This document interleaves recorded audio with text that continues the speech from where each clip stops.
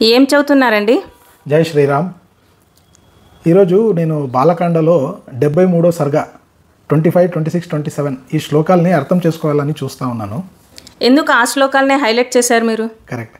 ఇది ఎందుకు హైలైట్ చేశానంటే ఈ శ్లోకం విను, నేను చెప్తాను.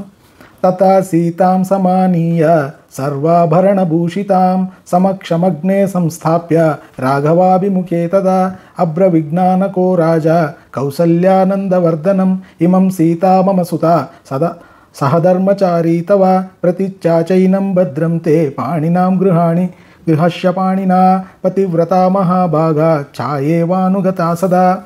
ఇక్కడ మనము అర్థం చేసుకోవాల్సిన పదం ఏంటంటే పతివ్రత. సిచ్యువేషన్ ఎలా ఉందంటే రాముడి యొక్క పెళ్లి సంబరం నడుస్తూ ఉంది.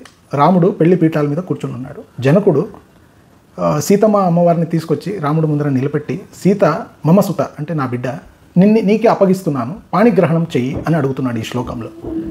అక్కడ అడుగుతూ ఆయన ఏమంటున్నాడు లాస్ట్ లైన్లో పతివ్రత అని అంటున్నాడు. అంటే ఇప్పటి కాలంలో జనాలు ఏమనుకుంటారు, పెళ్ళి అయిన తర్వాత వచ్చే పదవి వచ్చేసి పతివ్రత అని అనుకుంటారు. కాకపోతే పతివ్రత అనేది ఒక అమ్మాయికి యుక్త వయసు వచ్చినప్పటి నుంచి తన జీవిత పర్యంత కాలం పెళ్ళి అయిన తర్వాత తన ఒక సదాచారంతో కాపాడుకొని రావాల్సిన పదవి అది పతివ్రత అని. అంటే ఛాయేవానుగతా సదా అంటే ఛాయే అంటే ఒక నీడలాగా, నిన్ని ఒక నీడలాగా అనుసరించి నడుస్తుంది సీతమ్మ. తన పూజల్లో పెళ్లి కాకుండా ముందు తన పూజల్లో మంచి మొగుడుకు రావాలని, పెళ్ళి అయిన తర్వాత మెట్టినిల్లు పుట్టినిల్లు రెండు వృద్ధిలోకి రావాలని కోరుకుంటూ పూజ చేసేది అమ్మాయి. తనని సదాచారంలో ఉంది అని అంటారు. పతివ్రత అనే పదవి అది. ఇప్పుడు కాలం జనం ఏమనుకుంటారు, మన కాలేజీలో మన యుక్త వయసు వచ్చినప్పుడు ఏమైనా చేయొచ్చు, మనం ఎలాగైనా తిరగచ్చు, ఎలాగైనా ఉండొచ్చు. పెళ్ళి అయిన తర్వాత మనం పూజా పునస్కారాలు చేసి ఒక అబ్బాయిని అనుసరించి వెళ్ళదము అని అనుకుంటారు పతివ్రత అంటే. అంటే నేను చెప్పాల్సింది ఏంటంటే పెళ్ళి అయిన తర్వాత వచ్చే పదవి కాదు పతివ్రత.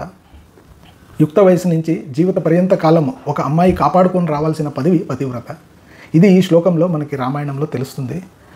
మనకి ఎన్ని ధర్మ సందేహాలు ఉన్నా కూడా రామాయణమే ఒక మంచి ఉత్తరం ఇస్తుంది ఎప్పుడైనా. కానీ మనం సూక్ష్మంగా ఏదన్నా అర్థం చేసుకుంటే రామాయణంలో చాలా మంచిగా మనకి గోచరిస్తుంది.